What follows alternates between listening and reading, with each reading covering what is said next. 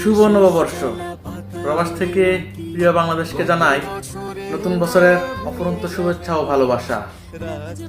পহেলা বৈশাখের রঙে রাঙিয়ে উঠুক প্রিয় বাংলাদেশের প্রতিটি প্রান্ত। মাটির টানে, হৃদয়ের বন্ধনে, দেশ থেকে দূরে থাকলেও প্রতিধ্বনিতে, প্রতিটি অনুভবে বাংলাদেশ বেঁচে থাকে প্রত্যেকটি বাঙালি, প্রত্যেকটি প্রবাসীর হৃদয়ের গভীরে। শুভ হোক বাংলাদেশের প্রতিটি মানুষের আগামীর প্রতিটি দিন।